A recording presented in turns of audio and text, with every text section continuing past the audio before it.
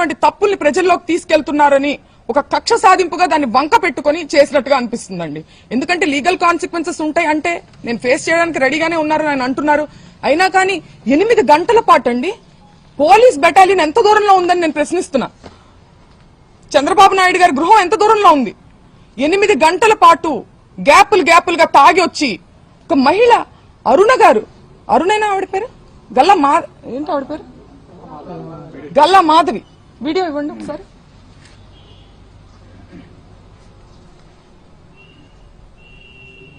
ఈ రోజు మేము ఖచ్చితంగా దాడికి దిగబడ్డాము మేమందరం కూడా. ఈ రోజు మేము ఖచ్చితంగా దాడికి దిగబడ్డాము మేమందరం కూడా. ఈ రోజు మేము ఖచ్చితంగా దాడికి దిగబడిందంట ఆవిడ.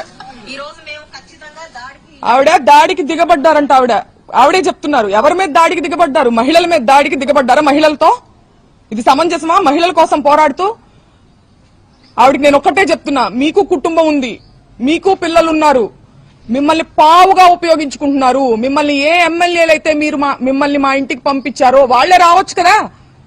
వాళ్ళు రాకుండా మిమ్మల్ని పంపించారంటే మిమ్మల్ని బలిపశువుని చేస్తున్నారు.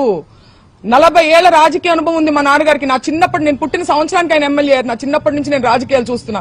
ఎన్నో గొడవలు చూసాం, పోలీసులు చూసాం.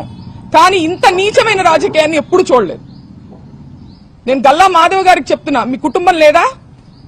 మీ భర్తతో సహా వచ్చి స్త్రీల మీద దాడి చేశారే, మీ కుటుంబం లేదా? మీకు పిల్లలు లేరా? మిమ్మల్ని ఎందుకు పంపించారు? మిమ్మల్ని బలిపశువుని చేస్తున్నారు. వాళ్లే రావచ్చు కదా, మిమ్మల్ని పంపించిన వాళ్లే జనాన్ని వేసుకుని రావచ్చు కదా. ఆలోచించుకోవాలి. మీ మనస్సాక్షిగా వదిలేస్తున్నాం దీన్ని.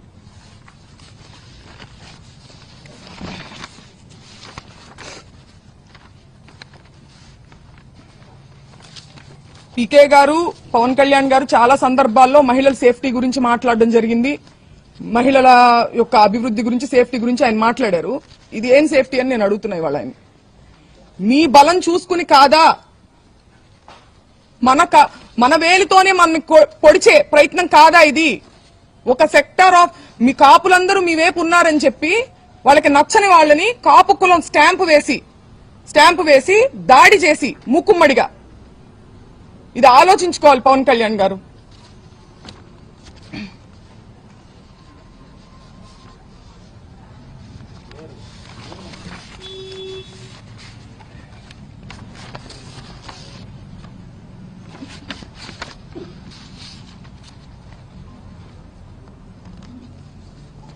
కుటుంబాన్ని టార్గెట్ చేయడం, కుటుంబంలో మహిళల్ని టార్గెట్ చేస్తే అంబటి రాంబాబు గారు భయపడతారనుకోవడం. ఆయన దేనికి భయపడట్లేదు. నేను అరెస్టుకు భయపడను, నేను రెడ్ బుక్ కు భయపడను అని ఎందుకన్నారు? ఆ నిజాయితీ ఆయన దగ్గర ఉంది కాబట్టి, ఆయన కరెక్ట్ గా ఉన్నారు అనే నిజాయితీ, ఒక మోరల్ స్ట్రెంగ్త్ ఆయనకు ఉంది కాబట్టి ఆయన కాన్ఫిడెన్స్ చూపించారు. అంతేగాని ఈ రకంగా ఆయన మహిళల మీదకి వస్తే అయితే మేము మహిళల మీద దాడి చేస్తాం, మీ ఇంట్లో మహిళల మీద, అప్పుడు కూడా నువ్వు భయపడవా అని అనడం, ఇది రౌడీజం అవుతుందా? రాజకీయం అవుతుందా? స్టేట్ లో లా అండ్ ఆర్డర్ ఉన్నట్ట? అల్లరి మూకల్ని ఎంకరేజ్ చేసి, పోలీస్ వ్యవస్థను పూర్తిగా నిర్వీర్యం చేసి, దగ్గరుండి వాళ్ళని ఎంకరేజ్ చేస్తూ, స్త్రీల మీదకి ఉసిగొలుపుతూ, బయట ఉండి ఒక మహిళా ఆధ్వర్యంలో, ఒక మహిళా హోమ్ మినిస్టర్ ఉన్నటువంటి స్టేట్ లో ఇది జరుగుతుంది.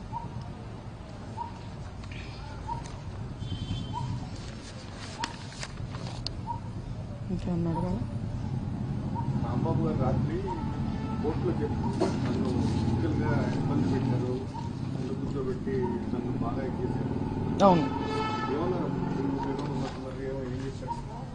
మేము కూడా ఉన్న మాట నిజం. కాకపోతే ముందుగా ఉండి మాట్లాడుతున్నారు, మాకు సరిగ్గా వినిపించలేదు. బట్ మాకు ఎమోషన్ అయితే అర్థమైంది.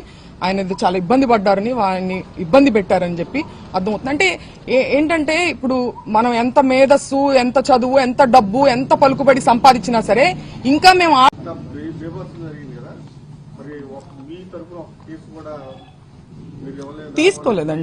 తీసుకోలేదు. మేము పెట్టడానికి ప్రయత్నిస్తున్నాం. పెట్టారు ఆల్రెడీ, ఇప్పుడు కూడా మేము పెడతాము. మా మదర్ కూడా సెక్యూరిటీకి ఇమీడియట్ గా 8 గంటల పాటు జరిగిందండి ఇది దాడి. అంటే ఏదో ఒక క్షణంలో వచ్చేసేసి దాడి చేస్తే వెంటనే పోలీసు వచ్చి కంట్రోల్లో తీసుకోలేకపోయారంటున్నా. తీసుకోలేదు, తీసుకోలేదు.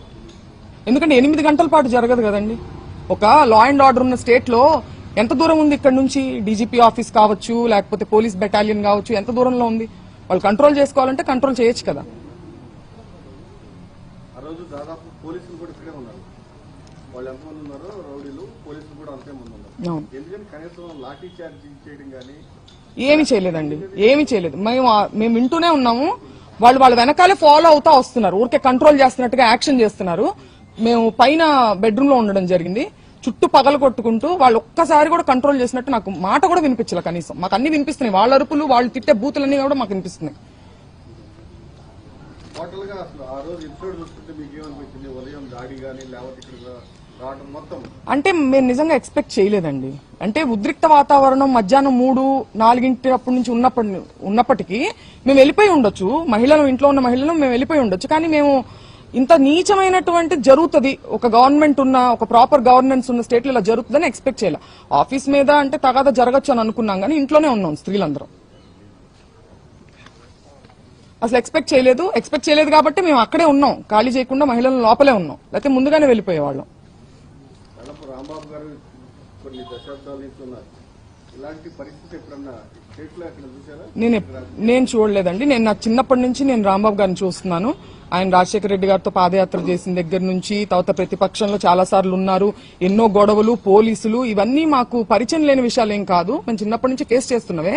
కానీ ఇంత మా మీదకొచ్చి, మహిళల మీదకొచ్చి, అంటే మహిళలను అడ్డం పెట్టుకుని ఆయన్ని బెదిరించే ప్రయత్నం ఇది, దీన్ని ఖండిస్తున్నా. అంబట్రాంబాబు గారు అడిగేదానికి ఆన్సర్ లేక ఇలా చేస్తున్నారు అంటే అంబట్రాంబాబు వాయిస్ ను ఆపడానికి ఏమన్నా ప్రయత్నం చేస్తున్నారు? ఖచ్చితంగా అదే కదండి.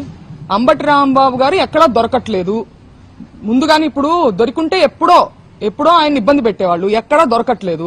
పైగా నన్ను అరెస్ట్ చేయండి అనే ఒక కాన్ఫిడెన్స్ ని ప్రదర్శిస్తున్నారు.